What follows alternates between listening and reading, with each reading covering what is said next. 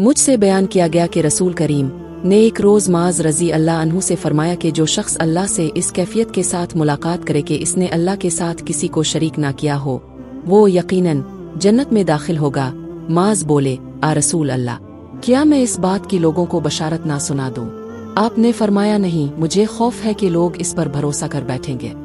एक औरत रसूल करीम की खिदमत अग्गस में हाजिर हुई और अर्ज किया कि आ रसूल अल्लाह, अल्लाह ताला हब बाब बयान करने से नहीं शर्माता, इसलिए मैं पूछती हूँ कि क्या एहतलाम से औरत पर भी गुस्ल जरूरी है? आपने फरमाया कि हाँ, जब औरत पानी देख ले। यानी तुम सल्लमा रजी अल्लाह अन्हा ने शर्म की वजह से अपना चेहरा छुपा लिया और कहा, आ रसूल अल्लाह, क्या औरत को भी एहतलाम होता है? मैं ऐसा शख्स था जिसे जरियान मस की शिकायत थी, तो मैंने अपने शागिर्द मिक़दाद को हुक्म दिया कि वो रसूल अल्लाह से दरियाफ्त करे। तो उन्होंने आपसे इस बारे में पूछा।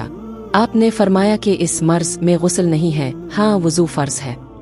एक मर्तबा एक आदमी ने मस्जिद में खड़े होकर अर्ज किया, आ रसूल अल्लाह, आप हमें किस जगह से एहराम बांधने का हुक्म देते हैं?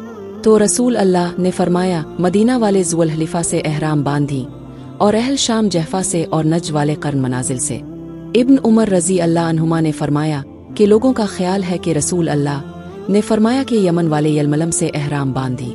और इब्न उमर रज़ी अल्लाह अन्हुमा कहा करते थे कि मुझे ये आखिरी जुमला रसूल अल्लाह से याद नहीं। एक मर्तबा एक आदमी ने मस्जिद में खड़े होकर अर्ज किया, आ रसूल अल्लाह, आप हमें किस जगह से एहराम बांधने का हुक्म देते हैं? तो रसूल अल्लाह ने फरमाया, मदीना वाले ज़ुल हलीफ़ा से एहराम बांधी और अहल शाम जहफा से और नज वाले कर्न मनाजिल से। इब्न उमर रज़ी अल्लाह अन्हुमा ने फरमाया कि लोगों का ख्याल है कि रसूल अल्लाह ने फरमाया कि यमन वाले यलमलम से एहराम बांधी।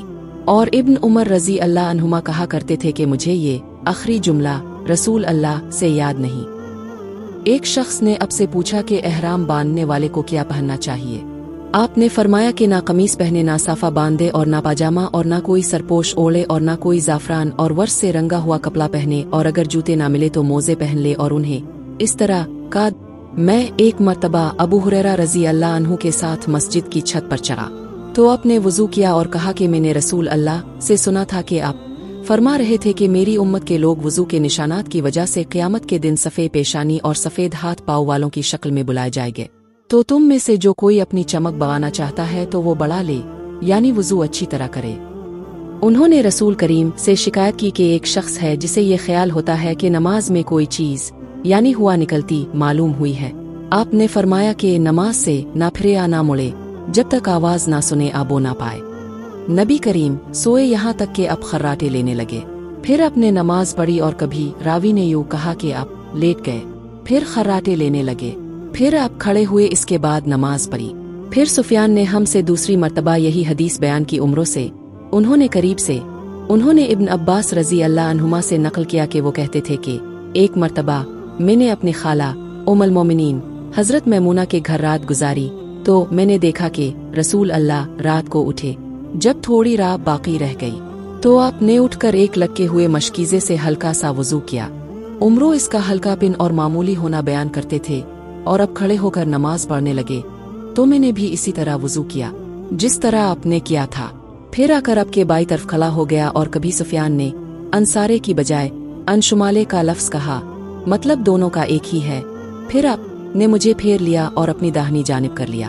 फिर नमाज पढ़ी जिस कदर अल्लाह को मंजूर था। फिर आप लेट गए और सो गए हता के खराटों की आवाज़ आने लगी। फिर अब रसूल अल्लाह मैदान अरफात से वापस हुए। जब घाटी में पहुँचे तो आप उतर गए।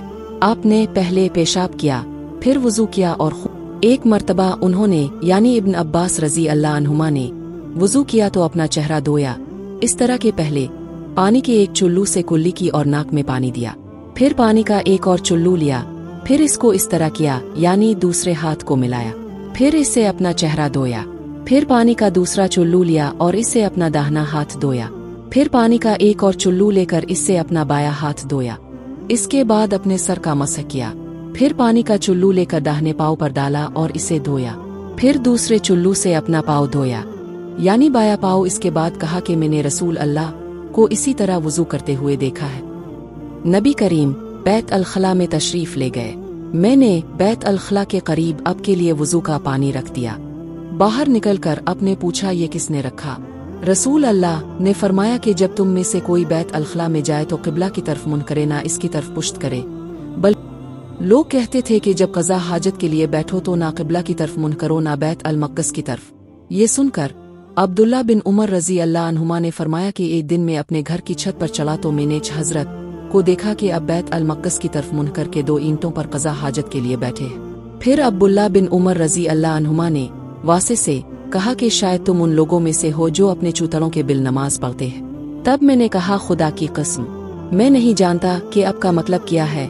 इमाम मालिक रहमा अल्लाह ने कहा कि अब्दुल्ला बिन उमर रज़ी अल्लाह अन्हुमा ने इससे वो शख्स मुराद लिया जो नमाज में ज़मीन से ऊंचा ना रहे, सज्दा में ज़मीन से चिमट जाए। रसूल अल्लाह की बीवियाँ रात में मनासे की तरफ क़ज़ा हाजत के लिए जाती और मनासे एक खुला मैदान है, तो हज़रत उमर रसूल अल्लाह से कहा करते थे कि अपनी बीवियों को पर्दा कराई, मगर रसूल अल्लाह ने इस पर अमल नहीं किया। एक रोज़ रात को इशा के वक्त हज़रत सूदा बिन ज़म अलैहिस्सलाम रसूल अल्लाह की अहलिया जो दराज कद औरत थीं बाहर गईं।